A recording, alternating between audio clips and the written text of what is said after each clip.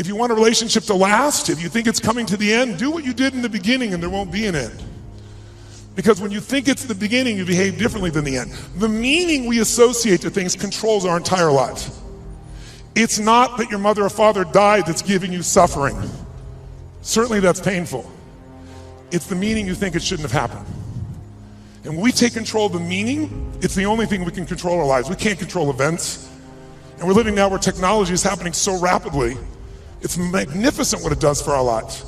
But we all know with that technology, our psychology is not developing as rapidly. And as a result, the world's changing. And a lot of us that have learned to engage with technology and use it to maximize, most people in this room, but there's lots of people who use technology to disengage, to be harmful to themselves and to other people. It's not a one-way street. So I'm interested in how to maximize the psychology side. That's why I'm sharing this with you, so you can increase both your leadership skill, but who do you have to lead first to be effective, my friends? Who?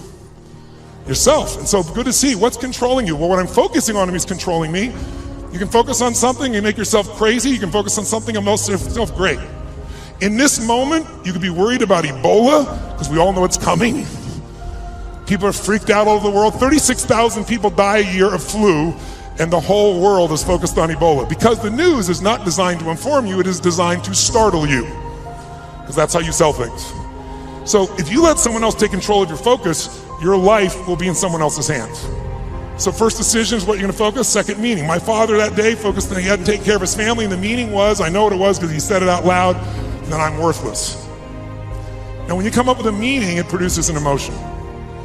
And if you and I wanna look at the quality of our life, there's only a way to define it. One way really, that's real. How do you feel every day?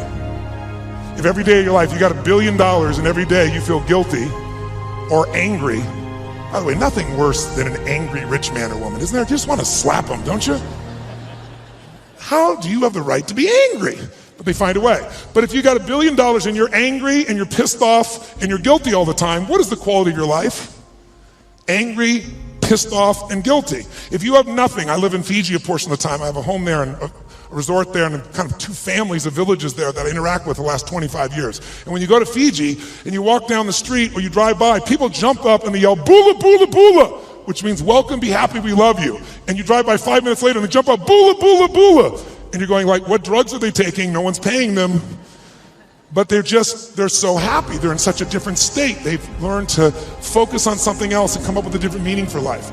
But if the meaning is it's the end, if the meaning is that you're dissing me, if the meaning is you don't care, whatever meaning we come up with, that affects the third decision, which is what am I gonna do? And what people do is based on the meaning, since the meaning creates emotion, right? You can be miserable no matter what you have, and you can be euphoric having nothing. We all know it's true. In fact, is it possible to learn to let, for example, all hell could be breaking loose around you, and you could just be sitting in a chair in this centered space, all hell breaking loose, and you could still feel great? Is that possible, yes or no? Yes or no? Sure, but you and I live in a Western culture. Well, if you sit and bliss out, people come and take your furniture. So we have to be good at not only controlling the internal world, but our external world. And that's shaped by what we do. And what people do is based on their emotions and also their role models. So I thank you, Mark, and I thank all of you that are role models for people, where you show people that success does not mean taking, that success can mean truly growing and giving. That money, resources, and opportunity are things to be shared. They're things that are tools for a quality of life that you're able to enhance for people and for yourself.